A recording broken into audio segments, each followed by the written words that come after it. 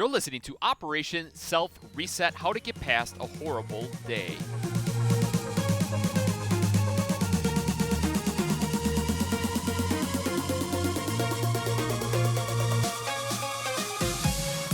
What is going on, you freaking awesome people? Welcome back to Operation Self Reset. My name is Jake Naraki, coming to you live from Milwaukee, Wisconsin, where each and every week we dive into a different topic in the world of personal development. Before you delete the show, you shut it off. We're going to be talking about how do we get past those horrible days. Yes, I have them. You have them. Every single person on the planet has a bad day. How do we get past it? How do we grow? And how do we become better so we don't encounter that type of day again? Now, if you have been following along lately, we have been in a kind of a sequence of different topics in the world of a self-reset. If you're diving in for the first time, thank you. What is going to be covered today will apply to you. No need to listen to the other episodes. I highly suggest you go back in the archives, listen to the couple of weeks ago, starting with part number 1, begin the reset, and then go in order from there. But if this is your first time and or you've been following along, today is a topic that I believe all of us struggle with, all of us need a little more guidance in, and most importantly, it's something that we need to understand is part of the system. It is part of living. It is part of the way we operate. Every person deals with it. Everybody has those moments of uncertainty. Everybody freaks out, has depression, has anxiety. They get excited 1 minute, and then next thing you know, they freak the heck out. And if you're in that stage, I hope that this information can help you. And if you're not in that stage, well, you probably will. There will be a day, there will be a moment when things just don't work out. It's like finally finishing your final deposit for a lavish, glamorous vacation. And you're like, oh my gosh, I just paid $10,000 to go to Bora Bora for a week. I'm so excited. And next thing you know, your basement floods. You just spent $10,000 on a vacation. Now your basement has flooded. One of the basement walls caves in. $20,000 in damage. You're like, of course I would spend all this money on a vacation, and of course then my basement would collapse in and have all these issues, right? That's like a horrible day. Now, that may sound junior, that may sound JV to you, depending on who you are, what you're about, where your background is, but to other people that may sound extreme. And as you know, we all have different levels of problems. My level 2 problem may be your level 8 problem, or your level 10 problem is my level 300 problem, and it all varies. So hopefully the following information will help you move in the right direction. Before we get into the content, I want to share a quote that I heard recently that I felt was really appropriate. About 2 weeks ago, we talked about people will push you off your path. That was part number 4. Part number 4 was people will push you off your path. And it was basically just about the idea that when you want to reset, you want to change, you want to get better, there are going to be barriers in the way. Most of those barriers are going to come in the form of family, friends, coworkers, relatives. The reasoning is because we are connected individuals. We are humans. We want to find joy and happiness not only in ourselves but with people around us. You can have all the glitz and the glamour and the fame, the cars and the money, the houses, vacation spots, but if you don't have that to share with anybody, you feel lost, you feel lonely. And so the reason why I felt it was so appropriate for me to share that people will get in the way of your reset or they'll push you off is because if you can understand that people are going to come from different aspects and different ways of thinking, that you can't let them dictate the way that you show up in your world. And that's why I want to share this quote that I feel is really appropriate. The quote was written by a philosopher and a writer named Cooley. And Cooley, it's kind of a unique quote, so I'm going to read through it a couple times. It's in kind of 3 sentences. So here we go. This is from a writer and philosopher Cooley on the idea of how other people shape who we are. The quote goes like this. Today, I am not what I think I am. I am not what you think I am. I am what I think you think I am. I'm going to say that one more time. Today, I am not what I think I am. I am not what you think I am. I am what I think you think I am. The last part there is the secret sauce, is the kind of Kung Fu Panda kick that was like, whoa, that was really deep and really a wow factor. I am what I think you think I am. We all get judgments from other people, but most importantly, we feel that we have to be this person or thing for certain people that are in our lives. A lot of us are living up to a standard of what our parents think we should be. And so, because of that, we're pushing ourselves, we're stressing ourselves out, we're freaking out, we have anxiety and depression because we're not making the money, or we don't have the job, or we don't have the family, or we don't have all the things that we think that our parents think that we should have. And the same saying goes for the people that are around us. The maybe very wealthy and successful family member that thinks that you should be wealthy and have it together, or the individual that has amazing family that is like gushing with love, and you're trying to show up and to prove that you have a family that has that same type of love. I am what I think you think I am. We are looking at other people and thinking, what do they think about us? And in return, then that's the way we respond. That's the way we act. That's the way we show up. But as we know, that is nothing but that is the farthest thing away from the truth. And so if we can get past that and to understand that we can do what we feel is necessary to kind of fill up our own bucket, can really allow us to breathe, can really allow us to open up, to really allow us to explore and see what else is out there without feeling the added pressure of how we should show up in the eyes of somebody else. I felt it was appropriate. I hope that that enlightens you. And it was a really, really unique quote that I wanted to share with you, especially because we talked about how other people will push you off your path. And if you have a family member and or a situation where individuals feel that you should be something else, it is a quote that reminds us that we're caught up in the way other people see us, and we feel sometimes we have to live in those shoes. But that's the farthest thing away from the truth. All right. So, with that being said, let's get into the meat and potatoes today. How to get past a horrible day. Now, this is something, like I said, all of us deal with. It can come in all different facets, all different sizes and shapes, and it's one of those things that we all have those moments of wow. As our head hits the pillow, we go, thank goodness today is over with. It was a disaster. It may be a financial disaster. It may be a family disaster. It may be a health disaster. It may be just a lack of achievement disaster, as in you had all these things you needed to do and you got sidetracked, you lost your course, you fell off the wagon, and it was just one of those days that you're just like, thank goodness it's over.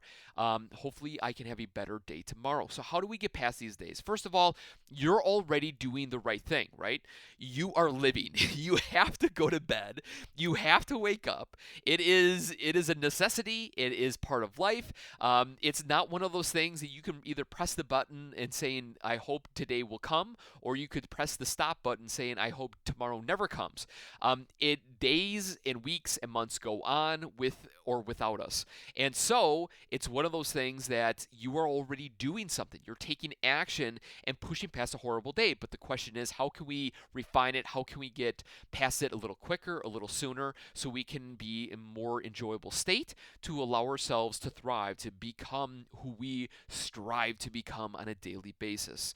Number one, you first need to give it time as to you need to dwell on it. Basically, you need to think about the day. You need to kind of do a recap on what went right, what went wrong, and give yourself a diagnosis.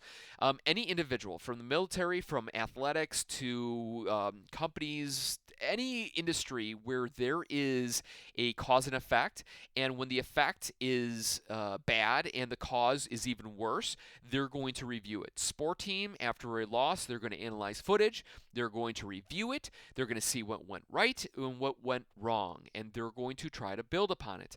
The police departments, fire departments, military, they do this relentlessly. They have chalk talks and breakdowns and post incident action reports and all different types of things to see what what went right and what went wrong. And so for you, you need to do a personal recap. You need to do a personal review. We do this when our head hit the pillow. We lay in bed and we analyze it. But the problem is, we're never thinking about the things that went right in the day. We're always thinking about and dwelling on the things that went wrong. The thing that you said, the thing that you did, and I totally get it. Unfortunately, and fortunately, there are 24 hours in a day, depending on this type of situation that you encounter. And because of that, along the path, there are probably things that went all right. Maybe the interaction or the greeting of the meeting went well, but the things that you said, the things that you did not suffice. They were not the ideal message that you wanted to portray. And of course, maybe you wished you would do it over, but unfortunately you can't. So, in that regard, think it through, think what went right and what went wrong. That is actually really hard to say multiple times.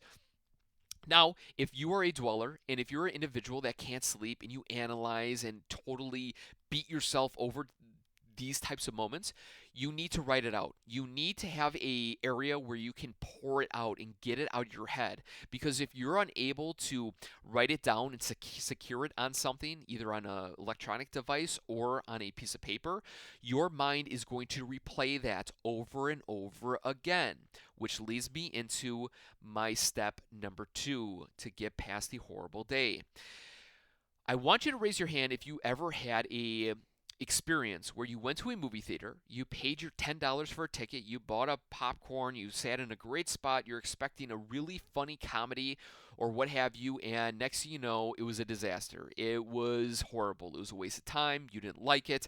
Chances are you will tell all your friends and family that it was a bad movie. Don't see it. Don't waste your time. Don't waste your money. And you're never going to watch it again either on HBO or on Netflix or anything like that because it was legitimately a horrible movie. Now, we understand that. We get that. That if it's a bad movie where we feel gypped, that we felt that all the best funny parts or the best ideas were in the previews and we showed up to the movie, gave our time, gave our money, and it was just a flop, chances are we're never going to waste our time again on that movie. Now, we understand that. That is pretty cut and dry. I think all of us agree that we would never review that movie again. The same, though, doesn't apply to us. It doesn't apply to human nature. When we go through a bad experience, a bad day, we replay it in our head over and over and over again. And we just don't replay it for that evening. We replay it the next evening. And a week later, 2 months later, even 5, 10, 15, 20 years later, we review that bad movie over and over and over. And so what I'm trying to say here is that we understand you go to a movie theater, you have a bad experience, you're never going to look at that movie again. Even if you see it for free or if it's on the TV, you're going to change the channel or walk out of the room. If that bad movie starts to replay in your mind, what do? You get the same feelings, you get the same anxiety, you get the same depression, you get the same flushness in your face, you get the same hatred and the anger and all different types of things because that movie is replaying in your head. And so, just like the movie theater, walk out of that movie. Try to distract yourself. Try to set that movie way back in the archives. If you can, delete it. Chances are you're not. But when that movie does pop back into your cerebellum and you're replaying it almost like it's on a big screen, try to remove yourself from that situation. Do something. Change something up. Go for a run, do some push-ups, play some joyful music, watch a funny YouTube click, thing on YouTube, or, say a funny joke with your family. Go outside, go for a walk, something to remove yourself from that bad movie. The more time you sit in that movie theater, aka in your mind, you are wasting time. You are losing valuable willpower and determination and the ability to do something great for that day, but instead you're caught up in that bad movie. Try to remove yourself from that bad movie when it is played inside of your brain. How do you do it? You do something different. Tony Robbins says to get up and jump and move your body. When your body is moving, your brain is grooving. Do something out of the normal. Eat something spicy or slam a glass of water. Just something to change up your routine to get yourself out of the funk. The deeper in the funk you get, the funkier it is to get out of that funk. So, first of all, try not to get that deep into the funk. So there you go. That's step number 2. Number 1, allow yourself to give it time to recap, weigh the positives and the negatives. Try to get it off your brain, write it down or type it out. Number 2, if it's a bad movie, don't invest the time in that bad movie. If it pops back up, try your best to shake it out, to get rid of it, to change your direction, your thought, and to move past it. The third idea is this. And I think this is probably the biggest idea out of the three, or out of the four, I should say, because, well, it's something that it involves growth. It involves something that we all know that we should do better at, and that's educate ourselves and to continuously want to get better. And that is this. I want you to rate your bad day, your bad experience on a scale of 1 to 10. 10 being the worst experience you ever had, 1 being nothing more than maybe a stub toe. And I want you to rate that experience. Okay, this part, this step number 3, I call the 50% bad day rule. And that includes this idea and theory that if your bad day is on a level 4, so let's say you ran into a family friend that you hate and the conversation was a disaster and you're all angry and disappointed in the way that it happened and they called you out on some stuff and you said some mean things to them and what have you, and that was a level 4 for you. What 50% rule means is this, that anytime you rate your bad day, your bad experience on a scale of 1 to 10, that whatever the scale or the rate of that bad experience or day is at, your current educational level, your current belief system, your current idea of pushing through and clarity on things is half of that. So what I'm trying to say is that if that bad experience was a level 4, that you, where you're currently at in your education level and the tools and resources that you have to get past your bad experience, you are at a level 2. If your bad experience was at a level 6, you were at a level 3 personally. Your values, your beliefs, your ideas, your willpower, your determination. If your bad experience was at a level 10, that means that you're at a level 5. And this is nothing more than to understand and to gather that when you do encounter a bad experience, it's not so much the bad experience that is running and dictating who you are and the type of emotions and feelings that you have flowing through your body, but what it's showing you is that you're not prepared as much as you thought, is that you're not as diligent in the education that you've been feeding yourself to get past that bad experience, that bad moment. So, when you do encounter a level 8 experience and you're only at a level 4, what does this mean that you need to do for yourself? This means that you got to get back on your horse. This means that you need to invest the time and the resources in reading and educating, practicing gratitude, practicing meditation, getting back to the fundamentals, getting your health in shape to stop getting on these highs and lows with the sugar intake that you're pushing into your body. This understands that you need to start to harmonize your whole body from the mind to the body, and to understand that the feelings of the depression, the feelings of anxiety, the feelings of hatred that you're experiencing through your horrible days isn't because of the horrible day or because of the people that have encountered that for you. It's the control, it's the values that you have set in yourself. A lot of our horrible days are external things that usually we cannot control. Weather, car accidents, external forces, bad timing, bad mistakes, mental clerical issues. Those can all be resolved. Those are things that not all of them can be resolved, but a lot of them cannot be resolved, as in the weather, as in the timing, as in the car accidents, as in home issues, all those different types of things. And if you're not prepared and understanding to go with the flow, if you're not prepared and understanding that when a bad moment happens and you can't control and you let your emotions dictate the way that you show up in your life, this shows that you don't have the power to harness thyself. And so if your experience of a level 10 has totally just wiped you out for the day, that means you're at a level 5. And that means you need to show up a little bit bigger. That means you need to get in harmony a little bit better. That means that you need to invest a little bit more time into you and educating your mind to get yourself on the right kind of frequency to allow you to thrive in that atmosphere. It's a 50% rule. It may not apply every single minute of every single day, but it's an idea of understanding that when we do have a bad day and we rate it as a 10, 12, 15, it shows that we're not in that capacity to handle that type of experience. And so for the people that do have bad days but yet are able to push through and make it a somewhat okay day, those are the people that have given themselves the education, the time, the frequencies to realize that they have more that they can work on internally to handle the crazy weather of the life that they're given. Individuals that are known as heroes, individuals that do extreme things when extreme pressure is put upon them, shows that they have done the training, that they've done the research, that they understand that they're not going to make every right decision, but because of the decisions that they made in that moment, they made a better decision than not making a decision at all. I worked for the fire department. I hear a lot of heroic stories, not only from my department, not only from my state, country, but also worldwide. And we hear these heroic stories not to applaud them and to give them credit, but to understand that, wow, what that person did in that moment was remarkable because it shows to us the amount of time, energy, and effort they put into their training, into their research, into their abilities, personally and externally, to prepare them for those circumstances. So when that opportunity fell into their lap, they did a decent job of handling it. Was it maybe the best way to handle it? Chances no. Maybe they muddled through it. Maybe it worked out just enough. But that just enough was exactly what was needed in that circumstances for them to do something heroic, to save a life, to get people out of harm's way, what have you. We understand that.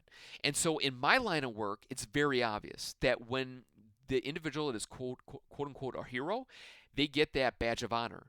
But for us, when we encounter a bad day, we think that it's the worst thing possible, but it's a reminder to ourselves that we're not living the potential. We're not giving ourselves the right ammunition, resources, ability to handle those chaotic situations. And so, this 50% rule may not apply at every single moment of your personal life, but it is a reminder to all of us. It's a gut check more than anything else to let us know that, hey, all right, why am I stressed out? Why am I freaking out? It's more of an ability to understand that I need to get into the Zen mode. I need to have a little more of a break before I go from work mode to family mode and to not scream at my family when I come home or what have you. And so it's just a reminder, that's all it is, to get past a horrible day because those horrible days come. Those moments of depression, anxiety are going to wipe us out. But at times we do need to be clear-minded. We need to do the deep breaths. We need to prepare ourselves and to get past it because these days that we consider are horrible, they're like the weather. They will blow through, they will pass, and they will get better. And the last idea, step number 4 in to get rid of a horrible day is this. When you walk into a dark room, aka you have a dark day, all that's needed is to turn on the light switch and then you have light. You walk to a faucet, there's no water coming out, you're thirsty, all you have to do is turn on the faucet and the water is there. A home has gas pumped to it. All that's needed is for that gas meter to turn about 90 degrees to the on position, and that house now has hot water, has a furnace, has a gas stove, and is able to function in a warm environment. What I'm trying to say here is this, that when the horrible days come, usually it's only a light switch, a turn of a gas meter, or a pull of a water faucet to get the results that we want. And I mean this in the regard of when we think that we're totally at wit's end, that there's no way we can change, there's no way we can get out of it, usually there is a simple ability to get what we want. If we're depressed, we want to get better, usually there's a simple trick. If we want something to get in the right contact, it's usually one phone call away. What's needed in those regards when you have those horrible days is action. And action is taken by doing something that will get you the result that you want. Unfortunately, I don't have the ability or the time to go through every single person's bad day. But what you can take away from this last idea, number 4, is this. Is that to get what you want, to get the happiness or the joy, or to get out of the depression or anxiety, or to get rid of the hatred or the anger, is one actionable step to get the result that you want. What is it for you? I don't know. But all it takes, though, is one simple idea that can give you the ability to go out there and to get the quote unquote reset that is needed for you. So, in summary, here, look, horrible days come. But as we know, hours and minutes and seconds pass by. You will wake up to a brand new day. Time will pass, and in time, you will heal. But in the meantime, if the horrible days are really wiping you out, number one, give it time to do a little simple recap. Make sure that you throw it down on paper and or electronic device to get it out of your head the best you can.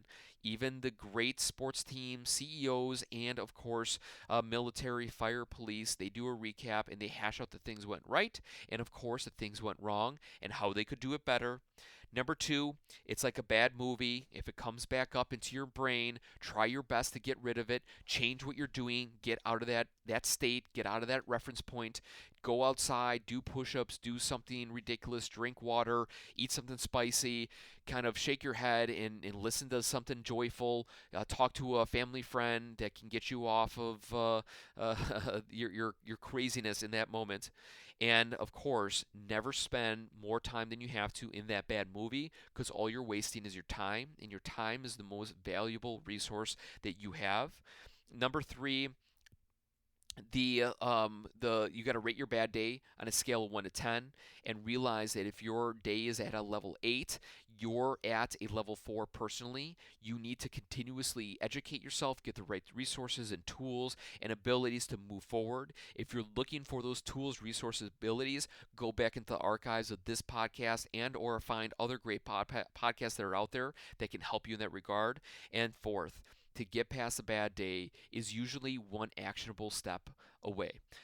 To get light, you flip it on. To get water, you turn on the faucet. To get gas to the house, you turn that valve. And the same for you. If you want to get out of that state, it's usually one actionable step away. But you have to have the willingness to get up, to stand up, and to never give up on yourself in that moment of that horrible situation.